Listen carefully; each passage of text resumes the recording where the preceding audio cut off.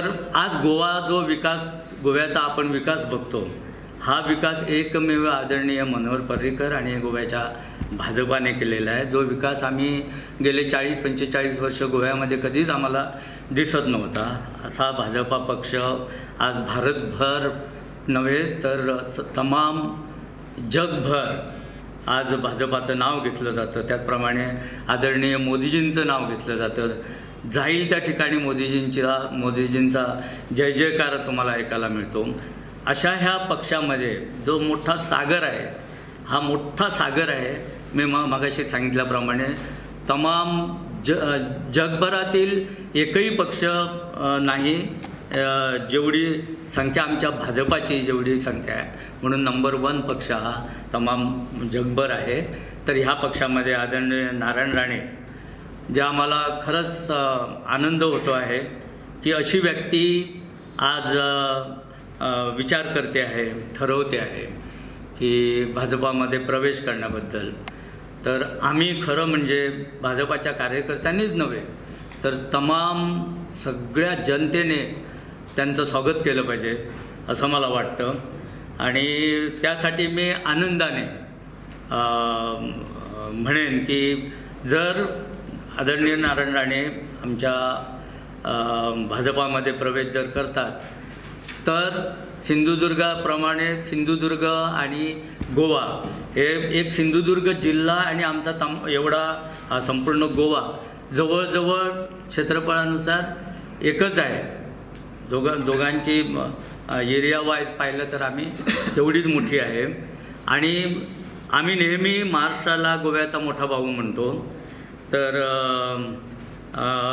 ह्या महाराष्ट्राचा सिंधुदुर्ग जिल्हा आणि गोमंतक आमचा, तर ह्याच्यामध्ये मला वाटतं कितीतरी मुली लग्न करून सिंधुदुर्गात दिलेल्या आहेत आणि कितीतरी मुली लग्न करून सिंधुदुर्गातून आपल्या गोव्यामध्ये आहेत, जे आपल्या गोव्यामध्ये राहतात आहेत, स्थायिक झालेले आहेत. तर ह्याचा परिणाम नारायण राणे उर्फ दादा यांचा प्रवेश झाल्यानंतर आपल्या गोवा राज्यावर पण मोठा चांगला परिणाम होईल.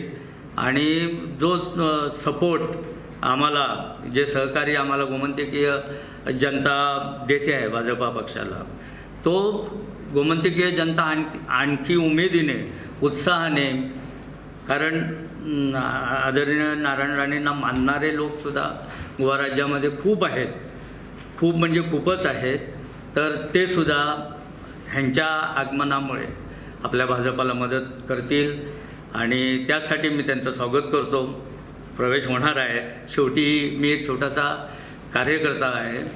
तर शेवटी वरिष्ठ पदाधिकारी, वरिष्ठ नेते आदरणीय नारायण राणे हे लोक निर्णय घेतील. मी त्यांच्यासमोर मी एक छोटासा कार्यकर्ता आहे, पण हा निर्णय ते घेतील आणि चांगलाच होईल, उत्तम होईल. मी त्याबद्दल काय बोलत नाही. पण आम्ही सर्व गोमंतकीय जनता, गोमंतकीय भाजपासुद्धा आम्ही त्यांचं स्वागत करण्यास उत्सुक आहोत. आणि त्याचप्रमाणे दादाच नव्हे तर इतर नेतेही आम्ही बघतो संबंध भारतामध्ये. मोदीजी आम्हाला ह्या 70 वर्षामध्ये पहिले असे पंतप्रधान या देशाला लाभलेले आहेत की ज्यांच्यामुळे आज भारत देशाचं नाव किंवा भारत देश नावारूपास येऊ लागलेला आहे.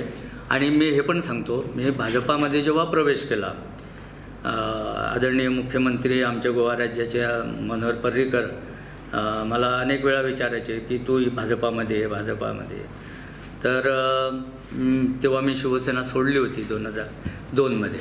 तेव्हासुद्धा मी आदरणीय नारायण राणेजींना विचारूनच भाजपामध्ये प्रवेश केला होता. एवढंच नव्हे तर दादा आणि मनोहरबाई दोघंही फोनवर बोलले होते माझ्याबद्दल, चर्चा केली होती आणि माझा प्रवेश झाला होता.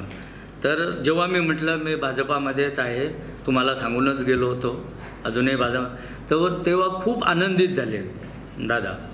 तेव्हा मी विचारलं, दादा आम्ही असं ऐकतो आहे, त्याच्याबद्दल काय? तर थांबा थोडे दिवस, तुम्हाला गोड बातमी मिळेल असं मला दादा म्हणाले होते.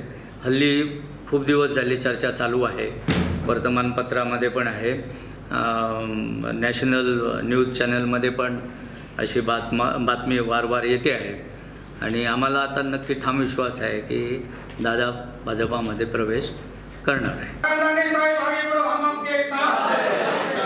नारायण राणे साहेब आगे बढ़ो, हम आपके साथ हैं. नारायण राणे साहेब आगे बढ़ो, हम आपके साथ हैं. नारायण राणे साहेब हाच आमचा पक्ष. माननीय नारायण साहेब जो निर्णय घेतील तोच आमचा निर्णय.